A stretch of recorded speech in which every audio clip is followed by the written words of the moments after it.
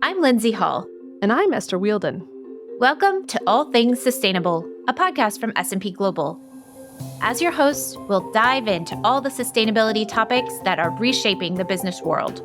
Join us every Friday for in-depth analysis and interviews with leaders from around the globe. Together, we'll break down big sustainability headlines and cut through the jargon.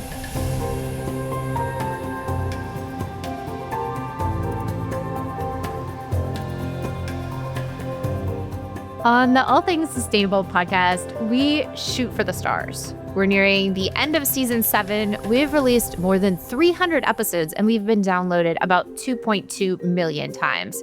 Really, the sky's the limit. But every once in a blue moon, we get to do an episode that is truly out of this world. Lindsay, this is another bad pun, isn't it? Yes. Today, dear listeners, I am over the moon to bring you our first ever episode about outer space. World Space Week actually ends today, October 10th, and we're celebrating by sitting down with the CEO of space data company Spire Global. This is the latest installment in our Terra Carta series of the podcast in collaboration with the Sustainable Markets Initiative, or SMI. SMI is a network of over 250 global CEOs across finance and industry. The UK's King Charles launched the SMI 5 years ago when he was still the Prince of Wales. The organization facilitates private sector diplomacy with the ambition of making sustainability the driving force of global markets and value creation, and S&P Global is a member. Throughout 2025, the All Things Sustainable podcast has been working in collaboration with the SMI to bring you interviews with SMI member CEOs from across industries and around the world. We're calling this the Terra Carta series based on the SMI's Terra Carta mandate. This is the guiding mandate for the SMI, and it sets ambitious and practical action to help the private sector accelerate progress toward a sustainable future. The name Terra Carta is a play on the Magna Carta, which the history buffs in our audience will know is effectively the first written constitution in European history. And Esther, if you're ready to learn some more Latin, today we're also going to be hearing about the Astra Carta. Astra Carta literally means Star Charter, and in 2023, the SMI launched the Astra Carta initiative to focus on sustainability in space. The goal is to shape a future of responsible and sustainable space exploration, development, and cooperation.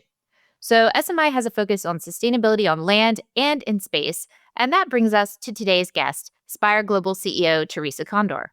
A couple terms you'll hear Theresa mention today. NOAA, that's the National Oceanic and Atmospheric Administration. That's an agency in the U.S. Department of Commerce. Also ITU, that's the International Telecommunication Union, a United Nations specialized agency for digital technologies. And fun fact, the ITU is actually the oldest agency in the UN family, dating back to 1865 and the dawn of the telegraph. I spoke to Theresa about the company's evolving technology, how its data can be used to solve problems ranging from climate to global security, and how Spire Global and the broader space industry are approaching sustainability on this final frontier. Here's our conversation. My name is Theresa Condor. I'm a co-founder and the CEO of a company called Spire Global. And we're a company that provides data from space to solve problems on Earth. And this is specifically related to climate and to global security. And we do this by having a fully deployed satellite constellation that collects data from a bunch of different sensors that listen to radio frequencies from the Earth. And our satellites are very, very tiny. They're about the size of a bottle of wine. And we put a bunch of them up there and collect data and then process and sell that data to governments and to commercial companies. I think you're the first space company that we've had on the podcast. So yeah, tell me more about where are you finding the appetite for this data? So we collect a lot of different types of data. This is a key thing about what we do, is making sure that our satellite constellation is multi-purpose so that we collect different types of data and we can then sell and use those data sets for a bunch of different types of problems. So one example is the collection of weather data. We collect information about the atmosphere, about temperature and pressure and moisture, and then we sell those data sets to national met centers like NOAA or like the European centers will use our data sets. And at the end of the day, when you're waking up in the morning and checking the weather forecast, you're taking use of data collected from our satellites. It goes back, many, many steps at the beginning of the entire chain, but is contributing to what, many people on the planet look at when they look at the weather forecast. We are also collecting a bunch of different types of measurements that are related to climate. So, for example, global soil moisture, and looking at changes that happen to the top level of the soil on a daily basis. And this is something that is relevant when you want to think about agriculture, when you want to understand drought or flooding risk, when you want to understand things like wildfire risk. And then we'll do things such as aviation tracking, where we're catching from our satellites, the ping coming up from all of the aircraft that are flying around the world. And then you do things like looking at understanding cargo carrying capacity and supply chains and how to make them more efficient. We will sell our data to researchers who are looking at better understanding contrails that come from aviation. So, a whole variety of use cases. On the weather forecasting side, we'll also work with commodity traders or energy utility providers who want to understand extreme weather events and how they manage their risk, who also want to understand supply and demand when it comes to things like renewable energies. So, if you're talking about wind or solar, for example. And this is just a small example of the type of use cases and customer sets. Okay, so clearly a lot of applications, and it sounds like quite a broad geographic reach as well. That's right. So we'll sell to customers around the world. We still have a bigger concentration in North America and in Europe, with a tinier portion in the Asia Pacific region, but it's a worldwide customer base. Okay, and you mentioned that you are the co-founder of Spire Global. What led you to start the company? Yeah, so the vision for the company is really coming from our co-founder, Peter Platzer, who was the CEO for many years. He and I, along with two technical co-founders, started the company back in 2012. So a lot of this is really being driven by Peter and his vision and understanding of how technology is advancing at an exponential pace, especially when it comes to satellite technology. We're seeing something like 10x improvements in technology every 5 years. And at the same time, when we started the company in 2012, when you talk to people in the space industry about these very small satellites that we do, people had the expectation that they didn't have real capabilities to do real science or to do real operational things that would impact safety of life and property, and that they were educational things or something relevant for students. And looking at that gap around how quickly the technology was improving and miniaturization and all of that, and people's expectations of what it could do, it was kind of the idea for a business using these type of small satellites. And then looking at the applications where you can put very tiny sensors on, where the miniaturization makes sense and what you want is a lot of coverage, and where you can then update everything through software. And this is pretty much the genesis of the company back in 2012. Okay, so 10x improvement in satellite technology every 5 years, and Spire Global has been around for over a decade. What has that evolution been like for you? I think it's been amazing to watch, and I think we've seen it play out. You see it in terms of what the satellites are capable of doing, how much data they can collect, how much data they can store, the compute processing power, everything around it has improved dramatically. And that just means that the use cases that you can do from these types of satellites keep expanding. And we're still in early stages of both satellite and space sector growth, and the technology continues to improve rapidly, and you're seeing so many companies in this space. It used to be in the earlier days of Spire that we knew pretty much every other company, every other CEO, and what everyone was doing. And now I can't even keep up with all of the changes and innovation that are happening and all the different companies that are out there. So it's really a pretty exciting area to be working in. It sounds like it. What would you say are the opportunities you see on the horizon? And then, flip side, what are the biggest challenges that our listeners should be aware of? So, in terms of opportunity, I think it's really around the use cases that can come from satellites that are helpful to solving problems on Earth. One of them certainly is on the defense and the security side, and this is becoming more and more important as the geopolitical situation changes. And the other one is on the climate, on the weather side, and things like supply chain efficiencies, really all the things when you talk about Sustainable Markets Initiative that they care about. How do you make the world a better place? How do you make it more efficient? How do you collect data sets that can be incorporated across many different industries to improve what businesses are able to do and how they manage their risks? So I think there's still a really significant opportunity there. On the weather forecasting side, this is one that we care about a lot. There's still significant potential to improve weather forecasting, both from more and greater data collection, as well as improved forecasting and, use of AI and weather forecasting is one interesting area. I think we're in still a rather immature market when it comes to space. We've had a lot of money pour into the sector in the last several years. You have some of these really big players doing things like satellite internet that everyone is familiar with.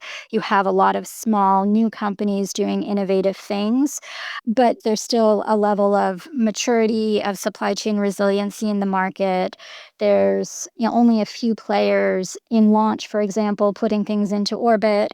And at the same time, we have to think about sustainability of the space environment, which pulls it back into Sustainable Markets Initiative and why we're here for this conversation today, and make sure that what we do in the space sector is, I think, helping make things better, is taking care of the space environment, but is still supporting and facilitating the exciting innovation that just makes more use cases available. Can I dig in a little there? What should our listeners understand about Spire's sustainability strategy and how that's maybe evolved over time? Yeah, so I think there are two aspects of this. And the first one is related to space sustainability, and that's how I got involved in SMI. And this is looking in particular at low Earth orbit, which is where we're talking about, maybe 500 kilometers up, where a lot of satellites are. And you start to worry about how many satellites, how many pieces of rockets are up there? Is there any risk that there could be collisions? And you start to have things like space junk. So you hear a lot of people talking and worrying about this as you have more and more satellites going up into orbit. From a Spire perspective, we were one of the larger satellite constellations up in orbit. We're, one of the earlier ones when a lot of private investment started going into the space sector. At the same time, our satellites are very tiny. They're about the size of a bottle of wine. And so they don't take up a lot of space. They don't have a lot of collision risk compared to many other larger things that are up there.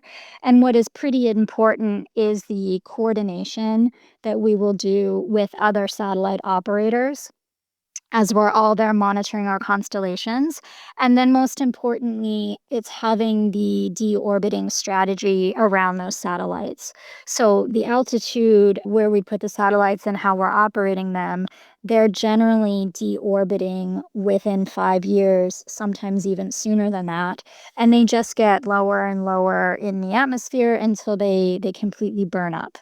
And so they're really completely self-cleaning type of satellites. And this has been really important for us, that we continue to focus on that very small satellite form factor and continue to focus on miniaturization as well as the multi-use aspect of any of the assets that we put up there in orbit. And then the other aspect of it, of course, is how do we use that satellite constellation to help with sustainability related initiatives on Earth? So a lot of the examples that I've already talked about. Okay. And of course, we're talking today in part because Spire is part of the Sustainable Markets Initiative.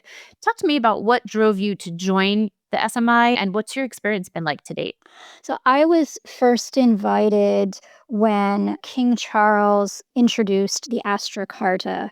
And this is an idea where, of course, he was involved in Sustainable Markets Initiative and this idea of a Terra Carta and taking care of planet Earth, and then extended this to the idea of taking care of and protecting the space environment in addition to the Earth environment.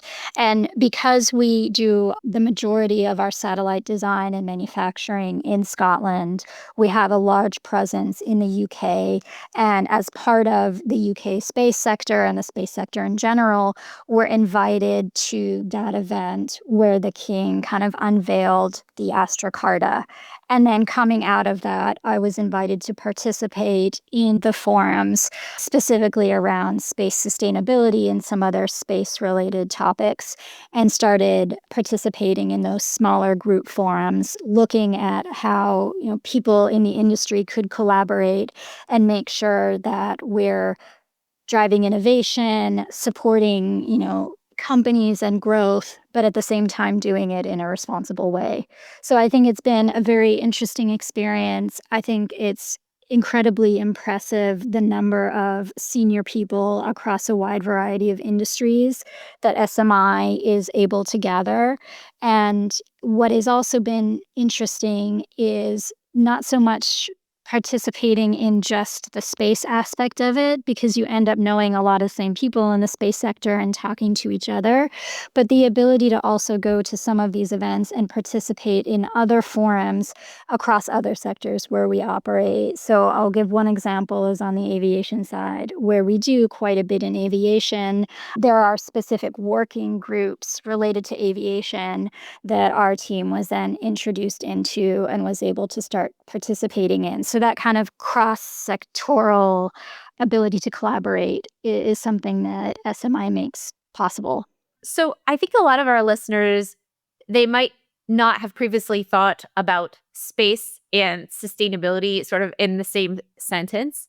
Can you help us understand what are some of the opportunities that exist for sustainability in your sector?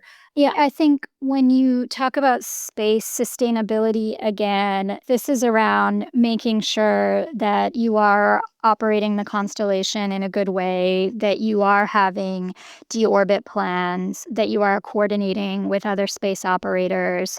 There's a lot changing and unclear at the moment on the space sustainability side. There's a lot of discussion about some countries have space laws that are starting to govern how this is done and how satellites are licensed and registered. Some countries don't have it, and some are looking to put one together and trying to figure out how they should try and harmonize regulation so that there isn't kind of hopping between jurisdictions.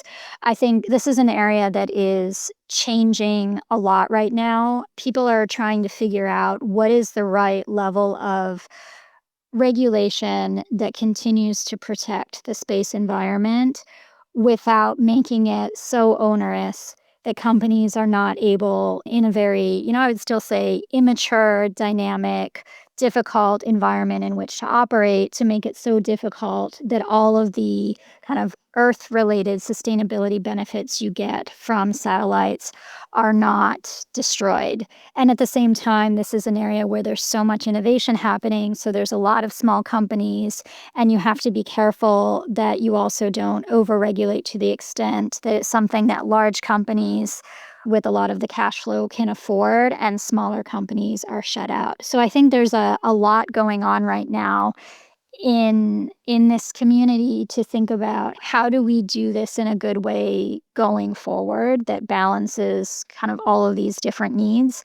And the good thing is that we're still in the very, very early stages of this. So there is the ability for everyone to come together and shape and think about how this should be done. And I think that's a little bit different than maybe where we are when it comes to thinking about sustainability issues on Earth. This is such an interesting dynamic you're describing. I have a lot of questions. Like, for example, who even is the regulator when it comes to space? So there are a number of international treaties that have been around for quite some time. And then when you're putting up satellites, you have to get them registered and you have to have certain licensing, which a country's regulator will do and then coordinate at the ITU level. So you can register your satellites through various different country regimes, and they're all a little bit different. So it's something that has to happen at the country level and then be coordinated on an international basis. And this is where commercial companies who are now operating large constellations need to really build those relationships with governments and with regulators who are looking at how to do this on a go forward basis. There's also things involved around insurance and satellite insurance and how that is used, what is available, how does that impact how some of these regulations play out. It also comes down to technology and what technologies could be used, should be used, in how the low Earth orbit environment is handled. So we're in early days here. Okay. And you mentioned an influx of private investment into the space. Can you tell me more about that? Where is it coming from and why? So when we started the company in 2012, it was very, very new that venture capital money would be invested into space companies, where you have what is generally perceived as a high capital requirements, especially early on, more difficult risk environment operating something in space, right? Hardware based, immature supply chain, all of those things. And so it was not something that was necessarily done or that you could do in an affordable way. And all of that started to change right around when we were starting the company, a handful of other companies at the same time that were starting to get private venture capital. And so this all initially started, like many things do, out of Silicon Valley, and Silicon Valley, mostly US based venture capital firms putting in risk capital. And that has continued to grow and expand. And now you have capital coming from VCs, you have it coming from angel investors, you have it coming from private equity. You can get debt and credit facilities to do things, and it's expanded quite dramatically. And at the same time, you also have some companies that have gone public, like our company did. So it's a dramatically different environment compared to what it was 10 and 15 years ago. Okay. What was that process like of going public and when did that happen? We went public in 2021 during, I'm going to call it the whole de-SPAC craze that happened.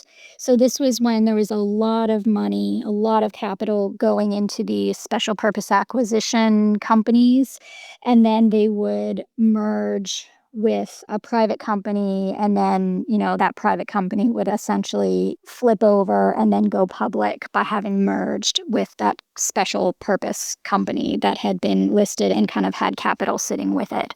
So we did that and took advantage of a moment in time. That's when most of the other space companies went public through that similar type of process.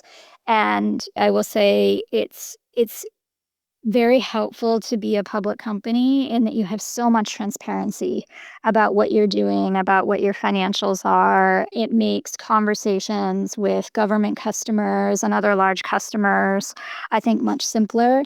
At the same time, it is difficult being a small company in the public markets and all of the other requirements and expectations that come with it. So it's definitely been an interesting learning experience.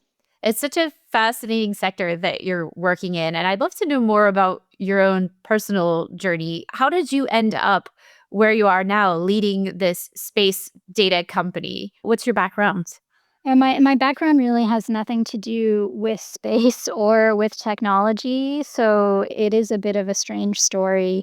I had spent some time overseas in emerging markets. I spent several years in Bangladesh doing work related to microfinance and kind of how micro enterprises in villages connect into global supply chains, and so how global trade can impact economic development for countries. And I found it really something quite interesting. And I went back to the United States, back to New York to do grad school. And then I moved on to Citibank, where I was doing global trade finance. And so this was basically doing financing of stuff, physical stuff that comes out of warehouses or, is extracted from the earth, put on these big ships that go across the ocean to another country and offload it. So trade that is making the world go round that a lot of people don't see or know that much about, a lot related to emerging markets.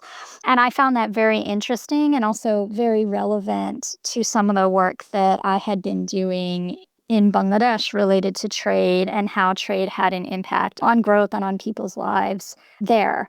And so when I started working with Spire and with the other co-founders, my focus is really on the sales, the go-to-market, the use cases, kind of the business side of it, because I don't have a technology background. And, at the time, I didn't really know anything about space, and I'm not the type of person that wants to be an astronaut or, is really into space stuff necessarily. I really care about it precisely because of what it does for people and for businesses on Earth and how it can help and make things better.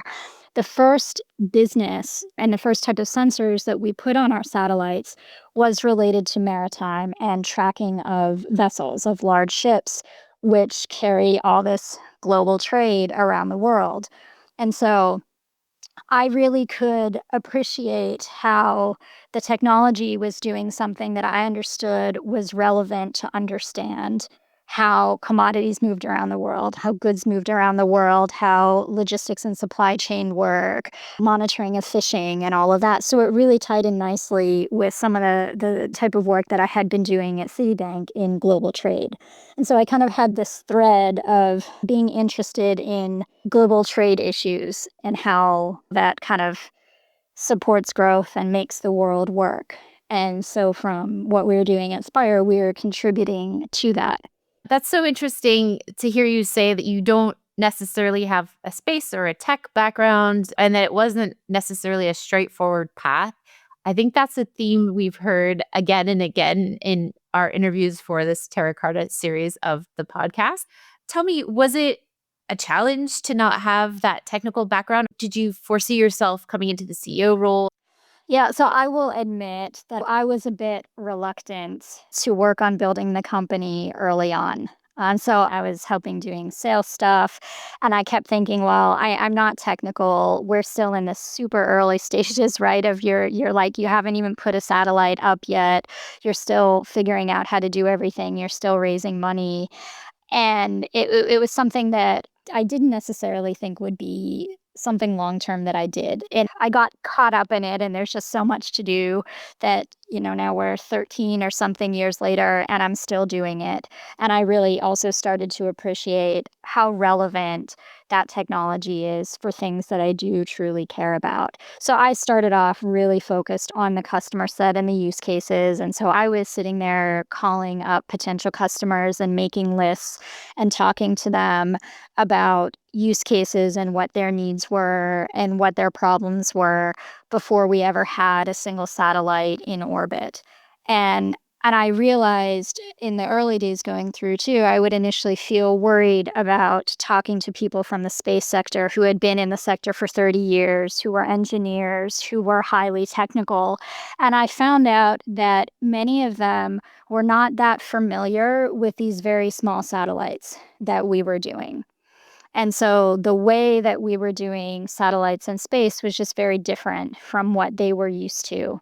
And I also found that a lot of them were very focused on technology, and they also were not necessarily very focused on understanding use cases and, real world applications of what that technology could do. And so that realization, I think, was pretty important. And I realized that I can hold my own. I don't need to be technical. I need a really good technical team around what we're doing. There's no question of that. The engineers and the technical people are building all this stuff, and they're brilliant, and we need them. And I have great faith in our team's ability to build this technology. And it's about making sure that you get in the right people and you ask a whole lot of questions and you figure out context, and you need to make sure that you're also looking at what is the technology doing and why and for whom.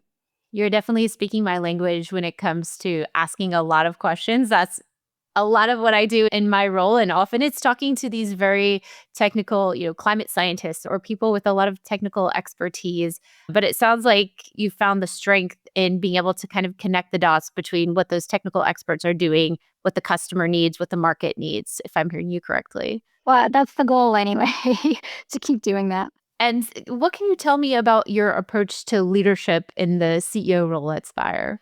So I think the important thing for me has really been bringing in a very good team around me who know what they're doing on the operational side, who know what they're doing on the technical side, who know what they're doing on the finance side, people that care about the impact that we want to have at the company, people who want to build something, who want to collaborate and work together, who aren't afraid of the hard work of being in a difficult industry and want to have an impact and are humble. And so for me, it starts with having that team in place and then giving them the ability to go and build their teams underneath and together build the teams and get the teams excited and drive the direction of where we need to go. So of course, I'm very involved in overall strategy and direction and priorities of the company, but they're all the ones that have to go out and execute and have to do it. And so making sure that we're doing that together and collectively with a lot of transparency between us, and that we all really are very clear about what the priorities are so that we're pushing in one single direction with all of the force of the people inside the company, in that one direction where we need to go. Well, Theresa, thank you so much for sharing so candidly about your experience and your career path.